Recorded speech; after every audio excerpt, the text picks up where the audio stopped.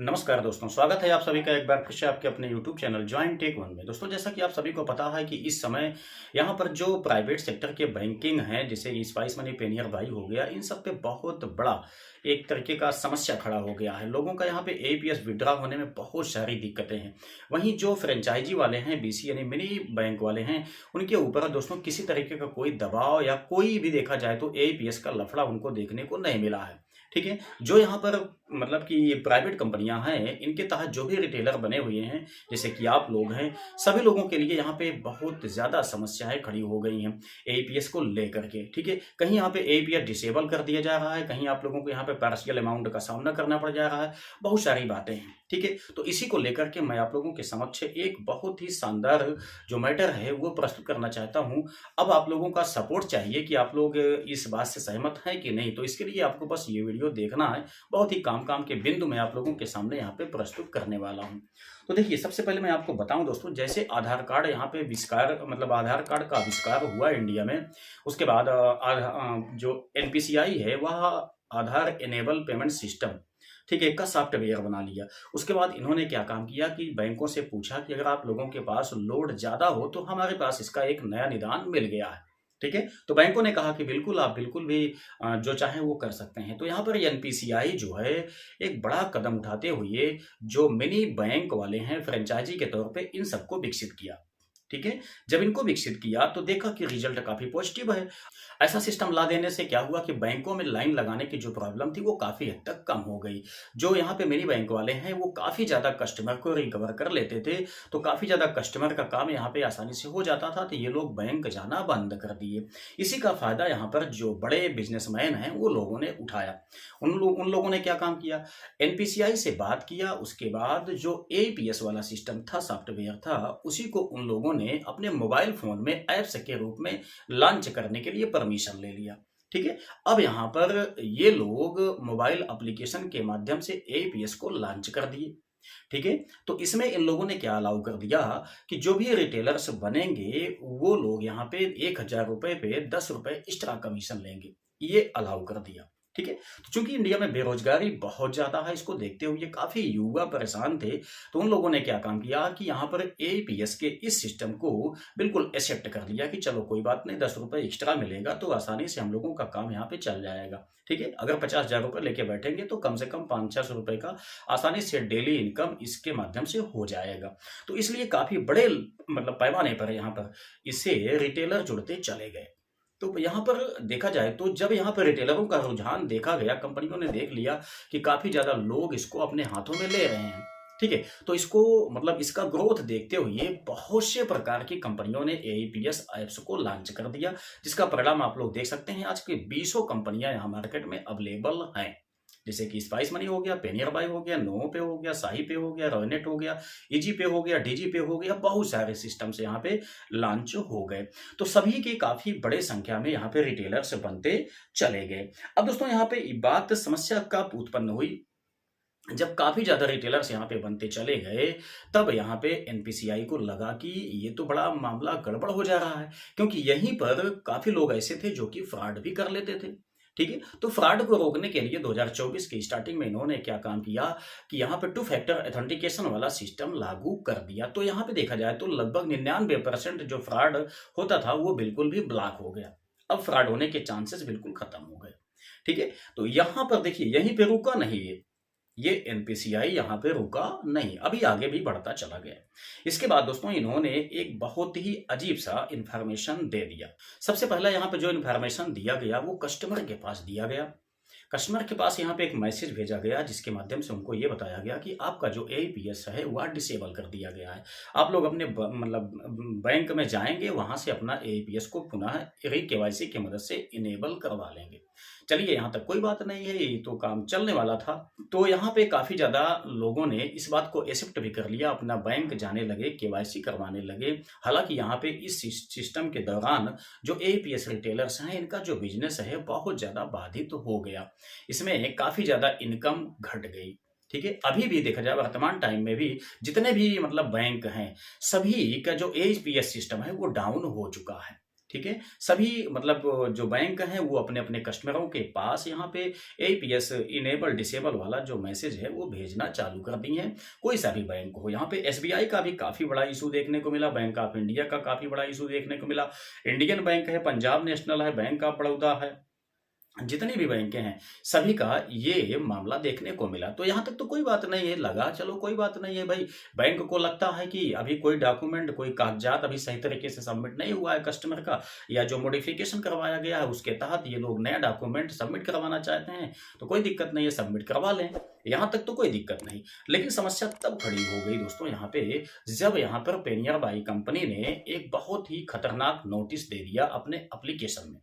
इन्होंने दिया कि अब अगर कोई सा भी रिटेलर कस्टमर से विड्रा के टाइम या एक्स्ट्रा से, ठीक है, कोई भी अतिरिक्त शुल्क लेता है तो ये कानूनी कार्रवाई उसके ऊपर हो जाएगी, क्योंकि यह गैर कानूनी है। अब उन्होंने जब इस मैटर को घोषित कर दिया कि यह गैर कानूनी है, तब मामला यहाँ पे जाके फंस गया। अभी भी आप रिटेलर हैं तो आपको इस बात का विश्वास बिल्कुल नहीं भी होगा कि ये जो घोषणा मैं बता रहा हूं कि ऐसा पेनियर बाई एप्लीकेशन में आया है, इसको आपको विश्वास नहीं होगा। लेकिन मैंने प्रूफ भी आपको यहाँ पे दिखाया है पिछले कई वीडियो में, फिर से मैं यहाँ पे दिखा दे रहा हूँ, आप लोग देख लीजिए कि ये नोटिस बिल्कुल पेनियर बाई एप्लीकेशन में आ चुका है कि आप किसी भी कस्टमर से अतिरिक्त शुल्क नहीं ले सकते हैं। ठीक है, अब यहाँ पे बात को समझिए अच्छी तरह से। अब आप लोगों का यहाँ पे देखा जाए तो बिजनेस बिल्कुल चौपट हो गया, बिजनेस ही नहीं दोस्तों, लाइफ भी यहाँ से चौपट आपकी हो जाती है। पहले बात को आप समझिएगा। देखिए, अगर मान लेते हैं कि यहाँ पे जो अतिरिक्त शुल्क वाला झमेला है ये अगर ये खत्म कर देते हैं तो आपका फायदा क्या होगा, सबसे पहले आप इसको समझिए। देखिए, अगर आप 10,000 रुपए ट्रांजेक्शन करते हैं, विड्रॉ करते हैं, तब ऐसे में आपको मिलता कितना है, मैक्सिमम 10 रुपए मान लेते हैं। ठीक है, 10 रुपए आपको मान लेते हैं, 10,000 रुपए के विड्रॉ पे मिल जाता है कमीशन। तो अगर मान लेते हैं आपने 25,000 रुपए विड्रॉ किया, तब दोस्तों ऐसे में आपको यहाँ पे 25 रुपए का बेनिफिट हुआ कमीशन के तौर पे। ठीक है, 25 रुपए का बेनिफिट हुआ कमीशन के तौर पे, जिसमें से कि जब आप उस पैसे को सेटलमेंट करने लगेंगे तो 5 रुपए डिडक्शन फीस कट जाता है। बचा कितना, 20 रुपए बचा। यदि कोई सा रिटेलर 50,000 रुपए लेके अपने शॉप पे बैठा हुआ है एपीएस का बिजनेस करने के लिए, तब उसको दोस्तों यहाँ पे 50,000 के लेन देन पे कितने का फायदा हुआ, केवल 40 रुपए का फायदा कमीशन पे हुआ, क्योंकि 5-5 रुपए मतलब 50,000 अगर वो सेटलमेंट करता है तो 10 रुपए कट जाएगा, 25,000 करता है सेटलमेंट तो 5 रुपए कट जाएगा। तो समस्या क्या हुई, बचा कितना उसके पास, केवल 40 रुपए बचा 50,000 के लेन देन पे। अब बताइए, 50,000 रुपए लेकर के कोई भी व्यक्ति बैठा हुआ है शॉप पे, तो केवल 40 रुपए कमाने के लिए, वो भी बहुत मुश्किल से यहाँ पे 50,000 रुपए का लेना देना हो पाता है। कुछ ही रिटेलर ऐसे हैं जिनका लाख, 2 लाख, 4 लाख, 5 लाख तक जा पाता है। बाकी मैक्सिमम यहाँ पे लगभग 95-96% ऐसे रिटेलर्स हैं जिनका लाख से कम ही यहाँ पे ट्रांजेक्शन हो पाता है। ठीक है, तो अब आप लोग सोचिए, यहाँ पे गणना कीजिए कि किसी भी रिटेलर्स को इससे फायदा होगा क्या।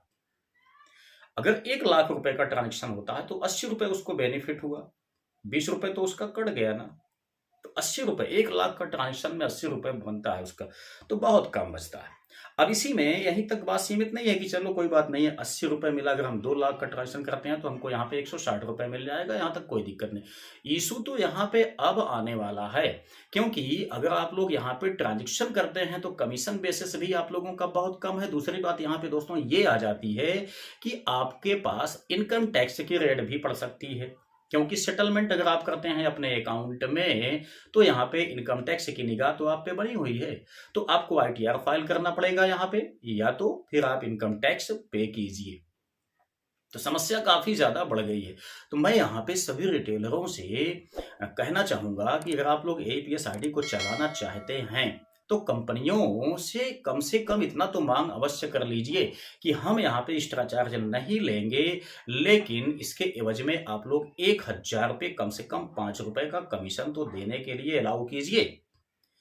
क्या 5 रुपए मिलता नहीं है, बिल्कुल मिलता है भाई, क्योंकि 2 रुपए आपको यहाँ पे दिया जाता है। ठीक है, कोई भी कंपनी बेनिफिट के लिए अपने बिजनेस को करती है, तो 5-6 रुपए यहाँ पे 1,000 के विड्रॉ पे मिल जाता है, लेकिन ज्यादातर पैसा वो लोग अपने पास रखते हैं, बहुत कम पैसा आपको देते हैं, उसी में से पैसा डिस्ट्रीब्यूटर को मिलता है, उसी में से सुपर डिस्ट्रीब्यूटर को मिलता है। मतलब आपने अगर 1,000 रुपए का यहाँ पे ट्रांजेक्शन किया, तब आपको यहाँ पे 2 रुपए मिलेगा, 1 रुपए किसको मिल जाएगा, डिस्ट्रीब्यूटर को मिल जाएगा, 50 पैसा किसको मिल जाएगा, सुपर डिस्ट्रीब्यूटर को मिल जाएगा, और जो शेष बचा वो किसके पास जाएगा, कंपनी के पास जाएगा। मतलब यहाँ पे 4-5 लोगों में 1,000 रुपए के विड्रा पे जो कमीशन बचता है वो सभी में बढ़ता है।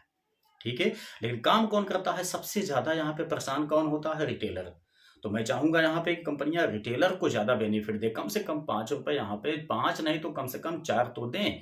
ठीक है, रिटेलर को यहाँ पे 4-5 रुपए देना चाहिए। तो अगर आप लोग मेरी बात से सहमत हैं दोस्तों, तो इस वीडियो को इतना शेयर कीजिए कि मेरी बात कंपनी तक जाए और आप लोगों का यहाँ पे कमीशन बेस बढ़ाने की कोशिश किया जाए, या तो जो यहाँ पे 10 रुपए का एक्स्ट्रा शुल्क दिया गया था पहले, उसी को अलाउ कर दिया जाए, गैर कानूनी इसको घोषित ना किया जाए। ठीक है, तो अगर आप लोगों को वीडियो पसंद आया है तो उम्मीद करता हूं कि आप लोग इस वीडियो को ज़्यादा से ज़्यादा वॉच करेंगे, ताकि इसकी रीच भी बढ़ेगी, साथ ही साथ इसको ज़्यादा से ज़्यादा शेयर भी करेंगे, ताकि हमारी जो कंप्लेन है वो कंपनियों तक जाए। मैं चाहता हूं कि हमारे जो भी रिटेलर भाई हैं वो सही तरीके से इस दिशा में काम करें, उनका भविष्य इस पर टिका हुआ है। क्योंकि अगर 3-4 साल आपने यहाँ पर APS के शॉप को ग्रोथ होने में लगा दिया है, तो अब आप अन्य किसी बिजनेस के लिए बचे कहाँ हैं।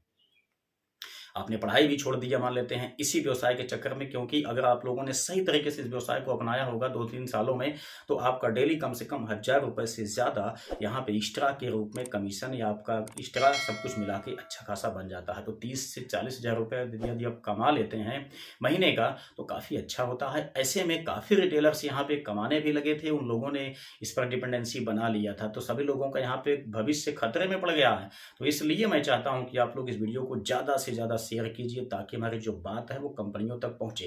ठीक है, सभी कंपनियां हम लोगों को यहाँ पे ज़्यादा से ज़्यादा कमीशन देने की कोशिश करें, या तो जो एक्स्ट्रा मतलब चार्ज था उसको अलाउ रहने दें।